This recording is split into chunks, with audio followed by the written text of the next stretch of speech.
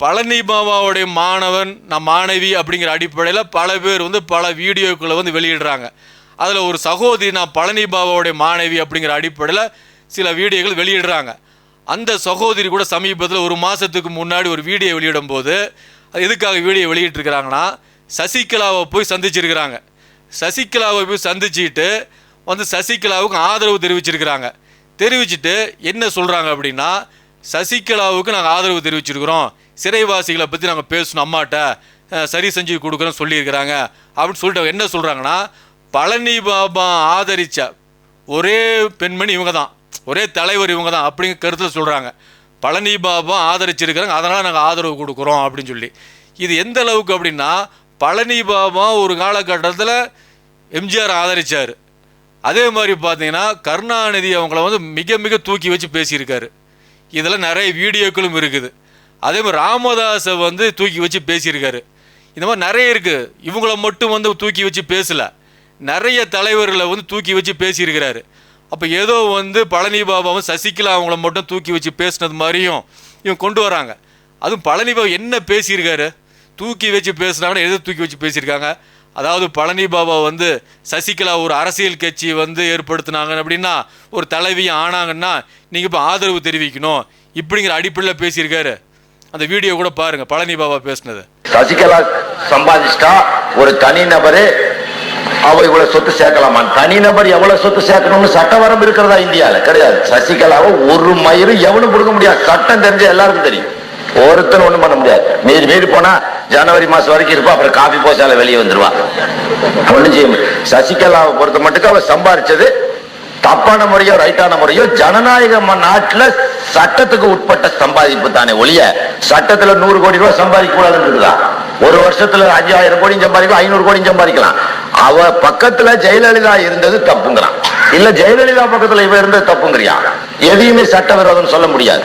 அப்படி பார்த்தா இவன் ஒரு அரசியல் கட்சியில அங்க வைக்கல, ஒரு அரசாங்க ஊழி பப்ளிக் சர்வெண்ட் அல்ல Sasikala. she is an ordinary citizen, ஒரு சாதாரண பிரஜை. அவ இவ்வளவுதான் சம்பாதிக்கணும்னு இந்தியாவில சட்டம் வச்சிருக்கிறியா? இல்ல, சட்டம் கிடையாது. 100 கோடியும் சம்பாதிக்கலாம், 1000 கோடியும் சம்பாதிக்கலாம். மீறி போனா 60% டாக்ஸ் கட்டி இருக்கணும்.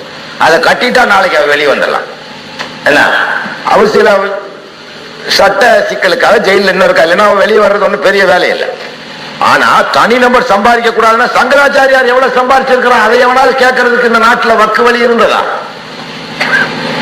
7-8 வருடங்களுக்கு முன்னால் சங்கர மடத்தின் சொத்து மதிப்பு 20 லட்சம் ரூபாய்.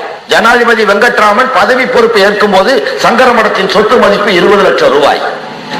இன்று 2000 கோடிகளுக்கு மேல் அந்த சங்கர மடம் சம்பாதித்திருக்கிறானே, அதை கேட்க இந்த அரசியல்வாதிகள் எவனுக்காவது துணிவு இருந்ததா? பாட்டாளி மக்கள் கட்சி கூட சசிகலாவை விமர்சிப்பதை நான் விரும்பவில்லை. ஏனென்றால் நம்முடைய கட்சியின் கொள்கை என்ன? தாழும் தமிழனை வாழும் தமிழனை தட்டிக்கோடு, தாழும் தமிழனுக்கு முட்டுக்கோடு. இதுதானே.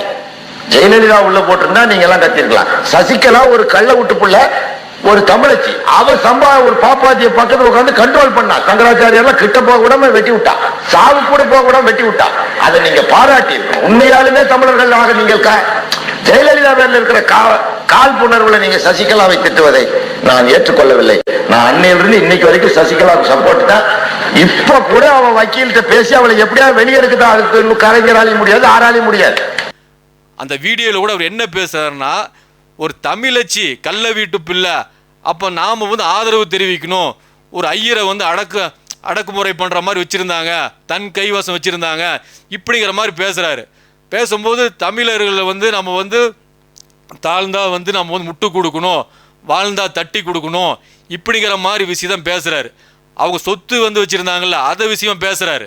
சொத்து இவ்வளவுதான் நம்ம சம்பாதிக்கணும், லிமிட் எதுவும் இருக்குதா அரசியல் சாசன சட்டத்தில்? அதெல்லாம் இல்லை தானே, எவ்வளோ வேணா இப்படிங்கிற மாதிரி தான் பேசியிருக்காரு. தவிர அவர் நீங்கள் அரசியல் கட்சி சசிகலா ஆரம்பிச்சாங்கன்னா அவங்களுக்கு நீங்கள் ஆதரவு தரணும் இப்படிங்கிற அடிப்படையில் எதுவும் பேசப்படலை. பழனி பாபாவுடைய பேரை எப்படியெல்லாம் பயன்படுத்துகிறாங்கிறதுக்கெல்லாம் ஒரு உதாரணம். தப்பான வகையில் பயன்படுத்துகிறாங்க.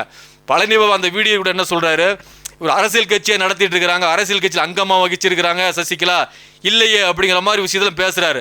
ஆனால் இன்னைக்கு அவர் அரசியல் கட்சிக்கு தலைவியாகவே இருக்கிறாங்கல்ல சசிகலா அவங்க. அப்படி இருக்கும்போது இவங்களை ஆதரவு தெரிவித்து நன்மை ஏற்பட போதா? இப்போ இதெல்லாம் ஒன்றும் இல்லைங்க. அரசியல் கட்சி நடத்துகிறாங்க அப்படிங்கும்போது இந்த அரசியல் கட்சி நடத்தி வெற்றி பெறுவாங்களா? இவங்க முதலமைச்சராக போகிறாங்களா? எப்படி சமுதாயத்துடைய அதாவது வந்து சக்திகள் வந்து வீணாக்கப்படுது. இந்த மாதிரி சில தலைவர்கள் பழனி பாபாவோட மாணவர் அப்படின்னு சொல்லிட்டு இவங்க என்ன விரும்புகிறாங்களோ அதை மக்கள் மத்தியில் திணிக்கிறாங்க. குர்ஆன் ஹதீஸ் நாலேஜ் இல்லாதான் காரணம். குர்ஆன் ஹதீஸ் நாலேஜ் இருந்ததுன்னா நம்ம யாரை ஆதரிக்கணும், எப்படி ஆதரிக்கணும் ஏன்னு கேட்டிங்கன்னா, ஆட்சி செய்வதற்கு தகுதியான சமுதாயம் இஸ்லாமிய சமுதாயம். இந்த இஸ்லாமிய சமுதாயத்தின் நிலைமை எப்படி இருக்குன்னு கேட்டிங்கன்னா, ஸ்பெயினில் 800 வருஷம் ஆட்சி பண்ணோம் இப்படின்னு பெருமை மட்டும் பேசிகிட்டு இருப்போம். ஆட்சி நாங்கள் இப்படி பண்ணோம், முகலாயர்கள் ஆட்சி இப்படி இருந்துச்சு அப்படி இருந்துச்சு இப்படி தான் பேசிகிட்டு இருப்போமே தவிர, ஆட்சி அமைக்கிறவங்க எப்படி இருக்கிறாங்க, இவங்க மேலே குற்றச்சாட்டு என்ன, இது ஊழல்வாதிகள், மதவாதிகள், கலவரத்தை தூண்டக்கூடியவங்க, இப்படி பலவிதமான பிரச்சனைகள் இருக்குது. இவங்க கூட ஒரு சீட்டுக்கும் அல்லது அற்பமான உலக ஆதாயத்துக்காக தான் இந்த மாதிரி விஷயங்கள் பேசப்படுது. சசிகலா அவங்க இப்போ தேர்தல் நின்னா ஜெயிக்க போகிறோம் ஒன்றும் கிடையாது. அப்போ என்னன்னு கேட்டிங்கன்னா, பழனி பாபா இப்படியா சொன்னார். பழனி பாபா கடைசி காலகட்டத்தில் என்ன சொன்னார், எந்த அரசியல் கட்சியும் நீ நம்பக்கூடாது, கூட்டணி கிடையாது இப்படிங்கிற மாதிரி தான் 97களுக்கு முன்னாடி கடைசியில் 96களில் பேசுகிறாரு. யாரு கூட கூட்டணி கிடையாது, எல்லாரும் நம்ப வச்சு கழுத்த இருக்கக்கூடியவங்களா இருக்கிறாங்க, இனிமேல் தனிச்சு நிற்கணும், நம்ம தனி கட்சி தொடங்கணும் இப்படிங்கிற அடிப்படையில் கடைசி காலகட்டத்தில் வேலைகளை அதுக்காக செஞ்சுருக்கிறாரு. இதெல்லாம் விட்டுட்டு நம்ம இந்த கட்சி கூட போனால் நமக்கு சிறைவாசிகளுக்கு நன்மை கிடைக்கும், இந்த நன்மை கிடைக்கும், இந்த நன்மை கிடைக்கும், இதெல்லாம் ஒன்றுமே ஆக போகிறது ஒன்றும் இல்லை. அப்போ முஸ்லீம்கள் தெளிவில்லை. குர்ஆன் ஹதீஸுக்கு விட்டுட்டோம், எந்த தெளிவும் வராது. பிரிட்டிஷ்காரன் கூட எதுக்கு பயந்தான், முஸ்லீம்கள்ட்ட குர்ஆன் இருந்துச்சுன்னா பெரிய வேலை செஞ்சுருவாங்க. குர்ஆனுக்கும் முஸ்லீம்களுக்கும் தொடர்பு இல்லைன்னா நம்ம நினச்சதை செய்யலாங்கிற அடிப்படையில் தான் பிரிட்டிஷ்காரங்களுடைய அந்த ஸ்டேட்மெண்ட்டும் இருக்குது. அப்போ குர்ஆன்கிறது ஒரு சமுதாயத்தை தட்டி எழுப்பக்கூடிய நிறைய இருக்குது. அந்த வேலைகளை வாங்கும் குர்ஆன்.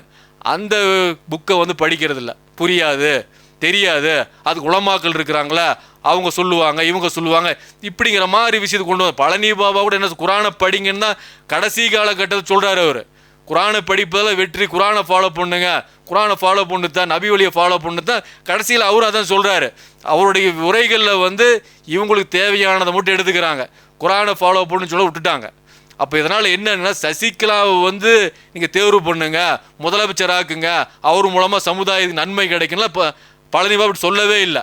அதனால் இந்த சகோதரி சொன்னது முற்றிலும் தவறானது.